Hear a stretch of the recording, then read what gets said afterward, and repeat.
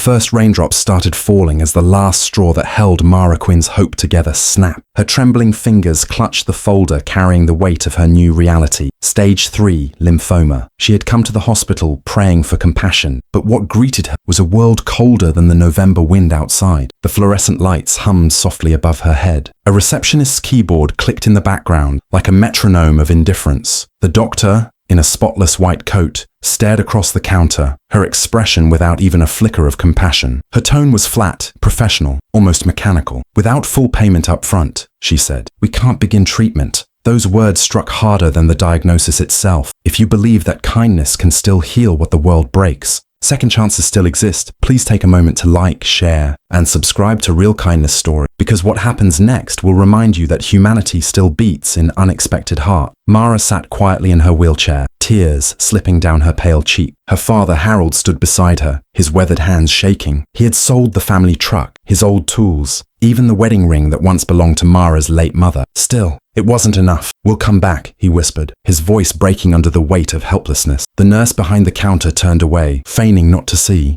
As Mara turned toward the exit, her reflection stared back at her through the glass doors. A fragile woman in her early 30s, wrapped in a faded grey hoodie, a scarf covering her head, the ghost of the vibrant artist she once was. Outside, the drizzle had thickened into steady rain. Harold pushed her wheelchair slowly down the vacant hospital drive. Every turn of the wheel echoed her humiliation, the bitter truth that a place meant to save lives had chosen which lives were worth saving. She clutched the folder to her chest, as if this might somehow alter her fate. But just beyond the hospital gates, under the shelter of a roadside diner, a group of leather-clad bikers were watching. Among them was Rex Dalton, a broad-shouldered man in his 50s with a silver beard glistening from the rain. Rex wasn't just any biker. He was the president of a local motorcycle club, known for their charity rides for sick children and war veterans. To strangers, they looked rough, loud engines, tattoos, leather jackets. But to those who knew them best, it was clear their hearts were bigger than their bikes. As Mara's wheelchair hit a bump, her folder fell from her lap, sending papers flying across the wet asphalt. Harold stooped to pick them up,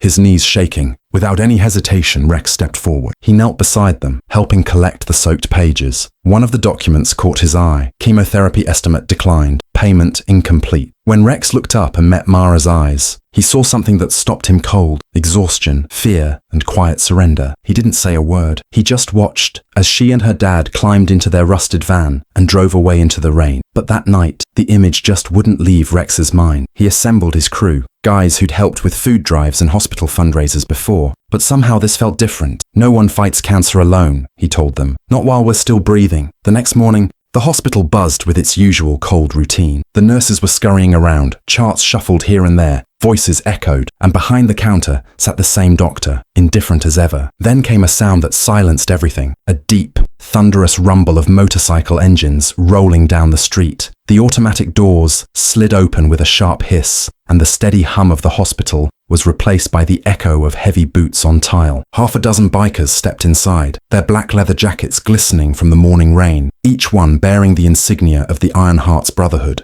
Every head in the lobby turned. Conversations ceased. Even the sound of typing at the reception desk stopped. Behind the counter, that same doctor was now frozen mid-action, her pen poised in the air. "Can I help you?" she asked, in that tone that wavered between authority and unease. Rex Dalton stepped forward, his voice calm but heavy with conviction. "You already could have helped someone," he said in a quiet tone. "But you didn't." Confusion flickered across the doctor's face until two familiar figures appeared from behind the group, Mara and Harold. Rex had called them earlier that morning, promising to meet at the hospital. Mara's breath caught in her chest as she recognized the men from the diner, the same strangers who had watched her disappear into the rain the night before. Rex set a thick envelope on the counter, sliding it forward. "We're here to make sure this woman gets her treatment." Inside, the envelope was a stack of cash. Donations from the club and local businesses, proceeds from an overnight fundraiser that had spread through their biker community like wildfire, paid in full. The room fell silent. Even the nurse behind the counter seemed in shock as she trembled, reaching for the envelope. She hesitated, pride trying to surface. "Sir, we can't."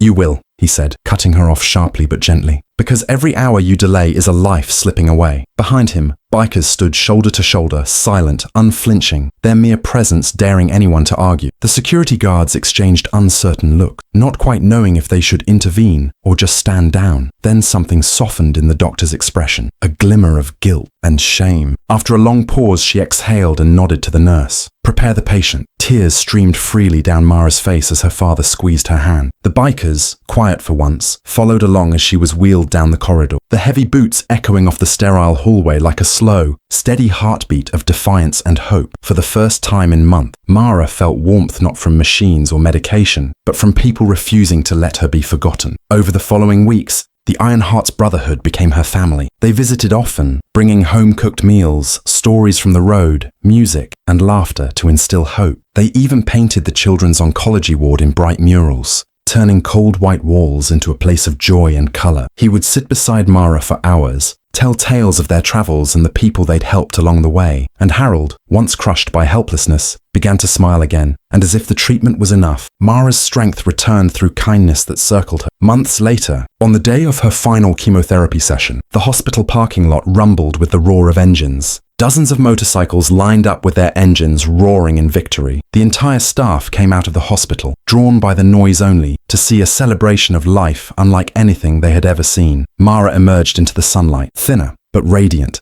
her hospital beanie embroidered with the Iron Heart emblem. She smiled through tears as she looked at Rex. "You didn't just save my life," she said softly. "You restored my faith in people." The doctor who once turned her away stood a distance away, the regret lacing her eyes. She approached slowly and spoke in a voice that shook with sincerity. "I'm so sorry," she whispered. Mara reached out and took her hand. "Then make it right," she said. "Never turn anyone away again." And for the first time, the doctor really listened. She nodded, not as a doctor, but as a human being. If this story touched your heart, please like, share, and subscribe to Kindness Corner, where real stories remind the world that compassion still matters. Before you go, drop a comment below. I still believe in kindness, because sometimes the loudest hearts don't speak. They ride on two wheels.